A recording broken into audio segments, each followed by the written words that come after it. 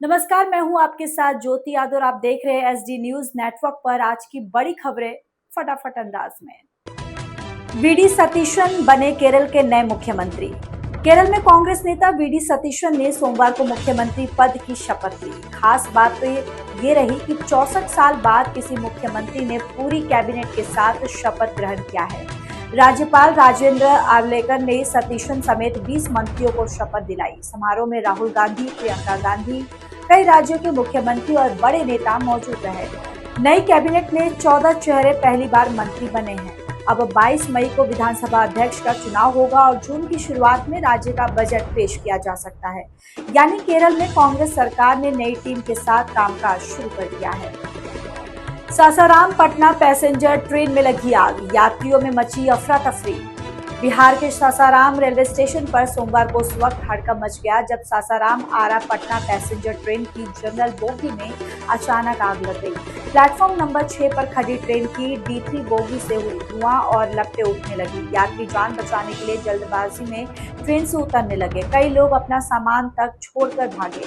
करीब 20 रेलवे कर्मचारियों और दमकल टीम की मदद से आग पर काबू पाया गया।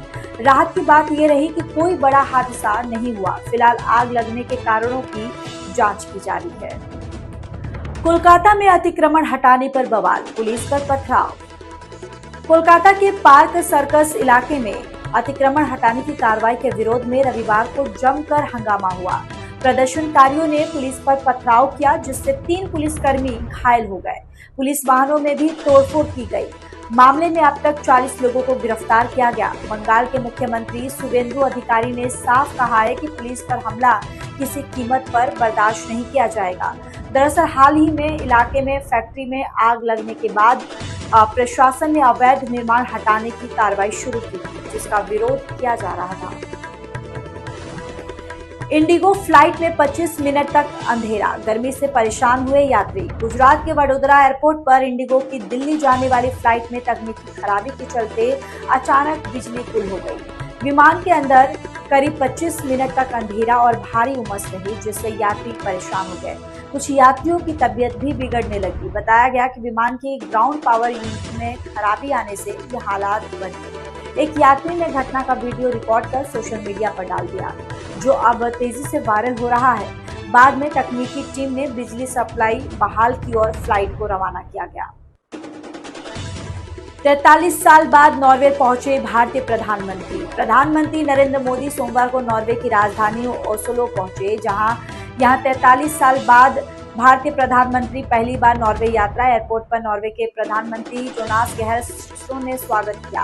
द्विपक्षीय वार्ता में दोनों देशों के संबंधों को और मजबूत करने पर चर्चा की गई। इसके अलावा प्रधानमंत्री नॉर्वे के किंग और क्वीन से भी मुलाकात करेंगे। माना जा रहा है कि इस दौरे से भारत और नॉर्वे के बीच व्यापार, तकनीक और रणनीतिक सहयोग को नई गति मिलेगी। योगी बोले, सड़क पर नमाज नहीं होने देंगे। उत्तर प्रदेश के मुख्यमंत्री योगी आदित्यनाथ ने बकरीद से पहले सड़क पर नमाज को लेकर सख्त बयान दिया है। लखनऊ में एक कार्यक्रम के दौरान उन्होंने कहा कि नमाज तय स्थान पर पढ़ी जाए। सड़क पर किसी को भी अराजकता फैलाने की अनुमति नहीं होगी। योगी ने कहा कि अगर लोग प्यार से मानेंगे तो ठीक है, नहीं तो दूसरा तरीका अपनाया जाएगा। उन्होंने ये भी कहा कि ज्यादा संख्या होने पर शिफ्ट में नमाज पढ़ी जा सकती है, लेकिन सड़कें आम लोगों के आवागमन के लिए है। मुख्यमंत्री के इस बयान के बाद प्रदेश की राजनीति भी गर्मा गई है। शिक्षक भर्ती अभ्यर्थियों का अनोखा प्रदर्शन। लखनऊ में 69,000 शिक्षक भर्ती अभ्यर्थियों ने सोमवार को अनोखे तरीके से प्रदर्शन किया। अभ्यर्थी सड़क पर लेटकर और कीड़े मकोड़ों की तरह रेंगते हुए शिक्षा मंत्री संदीप सिंह के आवास तक पहुंचे। प्रदर्शनकारियों का कहना था कि सरकार उनकी सुनवाई नहीं कर रही है, इसलिए वे अपनी हालत दिखाने के लिए ऐसा प्रदर्शन कर रहे हैं। भीषण गर्मी के कारण कई अभ्यर्थियों की तबीयत बिगड़ गई है। इस मुद्दे पर अखिलेश यादव ने भी सरकार पर निशाना साधते हुए सोशल मीडिया पर पोस्ट किया और कहा कि आरक्षण के अधिकार को दबाया जा रहा है। प्रयागराज के होटल में भीषण आग, 12 लोगों को बचाया गया। प्रयागराज के सिविल लाइंस इलाके में सोमवार को 4 मंजिला विट्ठल होटल में भीषण आग लग गई। होटल में फंसे 12 लोगों को दमकल टीम ने सुरक्षित बाहर निकाल लिया। शुरुआती जांच में सामने आया है कि ट्रांसफर में ब्लास्ट के बाद चिंगारी से होटल में आग लगी। देखते ही देखते आग ने पूरे होटल को चपेट में ले लिया। दमकल की 8 गाड़ियों और हाइड्रोलिक मशीन की मदद से आग पर काबू पाया गया। हादसे में होटल का बड़ा हादसा और 2 बाइक जलकर राख हो गई। राहत की बात तो ये रही कि कोई जनहानि नहीं हुई। प्रेमानंद महाराज की तबियत बिगड़ी, पदयात्रा बंद। वृंदावन के संत प्रेमानंद महाराज की तबियत खराब हो गई है। इसके चलते उनकी रात्रि पदयात्रा और एकांतित दर्शन अनिश्चितकाल के लिए बंद कर दिए गए हैं। रविवार रात हजारों भक्त दर्शन करने के लिए पहुंचे थे, लेकिन महाराज की जगह उनके शिष्य ने आकर स्वास्थ्य खराब होने की जानकारी दी।